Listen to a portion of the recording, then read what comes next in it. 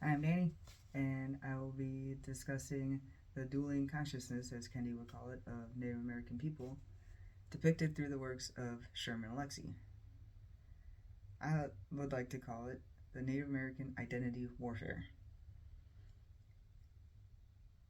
And to begin with, I'd like to go back through history and set the stage of how they got to the point where they even thought about having to figure out their identities and choose, not really choose a side, but act more white just to pull themselves out of poverty where the whites put them, the colonizers put them, through culture imperialism and marginalization. And back in 1887, they passed the Dawes Act. And around this time, it was over quite some time. A lot of treaties were attempted, a lot of acts were passed, and the goal of the ruling culture, the whites and the European, they were trying to get the Native Americans to be essentially more white, to be more like them. That, and I'd like to quote Richard Henry Pratt. He was, I don't really quote him, but he was referring to a great general who said, "The only good Indian is a dead one," which I'm sure, at least I've heard it a million times growing up. And to him, he said he agreed with it to a certain point, that it's just the Indian in the man that needs to die. Meaning that if we just erase the Indians part of them, which to me is just them, and then you save the man. You're trying to save them from their own race and culture. So that was the whole thing. It ended up going to, like, kids were being sent to boarding schools and just to be taught how to be, what they said, taught how to be more American, which I thought was ironic since they were the Americans and we were the ones coming over, but the immigrants. And you can see how this would create a battle, like an inner battle within the Native Americans, where they felt it would get to a point where they felt like they had to, in order to get out of a slump and get out of where they were put, that they would have to just go along with it and become, quote unquote, more white. In Every Little Hurricane by Sherman Alexie, it didn't really show too much of the dueling consciousness, but I wanted to bring it up because it does show where they ended up as a culture.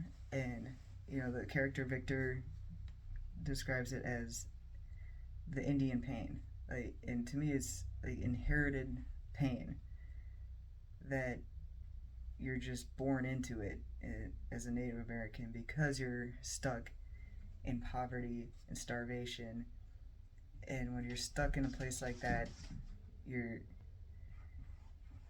turn to addictions, like anything to ease the pain, and then you lash out, like you take your anger and hurt out on others, like your family. So it's like you're just born into the culture of poverty, starvation, and violence. And so that's why I wanted to bring that up and kind of paint the picture of where they're stuck and why it would lead to any of them trying to become white just to get out of it. Not really become white, but go down that path and try to be different, because they're different. Their born differences is causing them pain.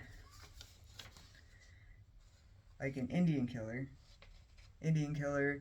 John is a Native American boy who is adopted by a white couple.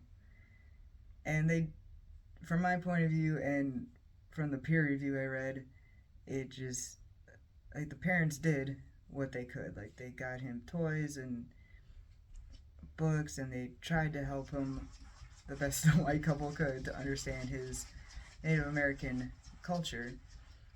But like what the peer review pointed out, which I really found interesting, is that, and her name was Deepthi Surewardena. Sorry, I probably slaughtered that. Oh man. But he got this melancholia, which is basically an endless melancholy. Like you're suffering from the pain of loss, but you never get closure for that loss, so you never learn how to let go of it and heal from it. So, losing his mother, his Native American mother, his birth mother, in that culture, he never even knew it to begin with. So, from her point of view, it was just now he has to spend the rest of his life suffering with that loss because he could never heal from it and let go of it. And in that story, at a very young age, being adopted by white privilege, he was witness to white privilege. Obviously, never benefited from it because he's not white, and so at a very young age, it became extremely clear to him, and he became very aware.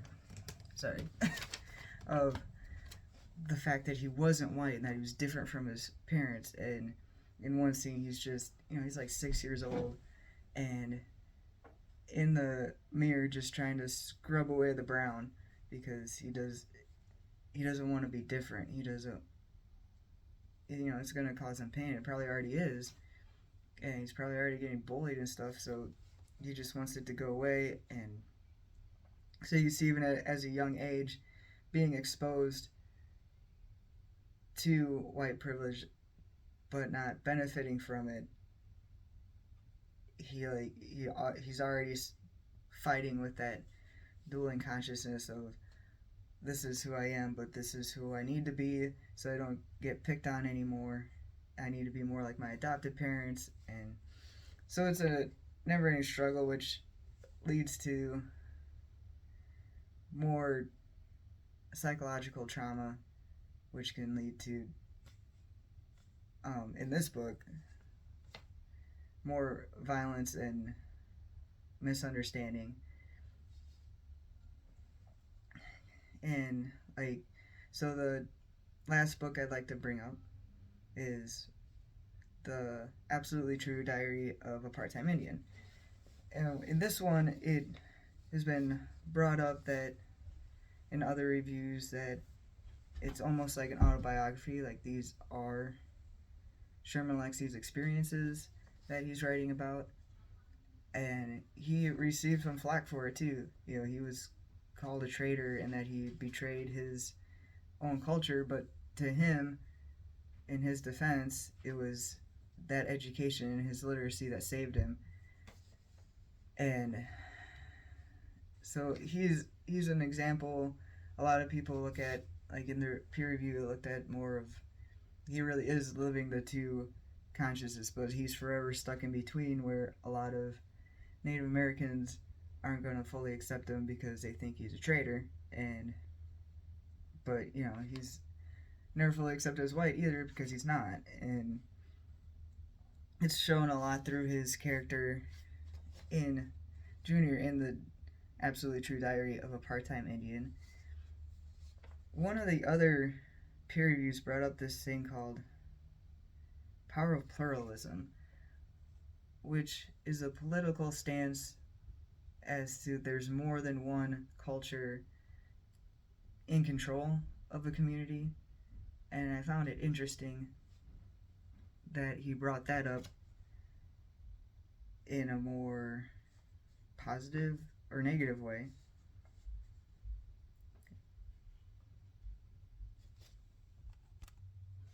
That it wasn't just him displaying the dueling consciousness personally, but that he was being, in a sense, controlled by two different cultures, like the community was. And Junior chose to leave the res and go to a white school to better educate himself and get himself out of what his family was stuck in, out of the poverty and the addictions and violence. But that, of course, caused his community, including his best friend, to turn on him and call him a traitor. So, in one part of the book, he brings up that his walk to the white school, on the days he had to walk, he would wake up Indian, and then along the way, he would get less and less Indian by the time he got to the school. By the time he got to school, he was just, a lot of white kids were just indifferent, mostly, but he still got bullied, and because he wasn't white. And he'd go home and get bullied because he was going to the white school and trying to be white, and being called that term apple that we saw a lot, where red on the outside, white on the inside. And you can see how, so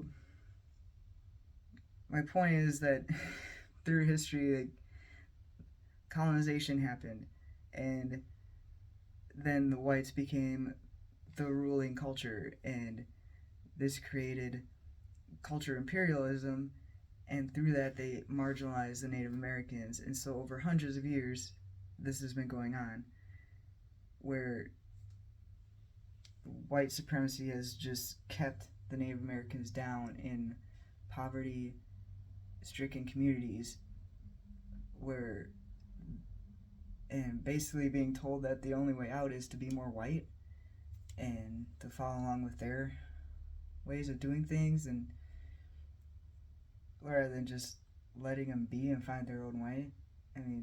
This is supposed to be land of the free, right? So it's heart-wrenching, and it's hard to take in everything that has been done to them, and hopefully we can find some change.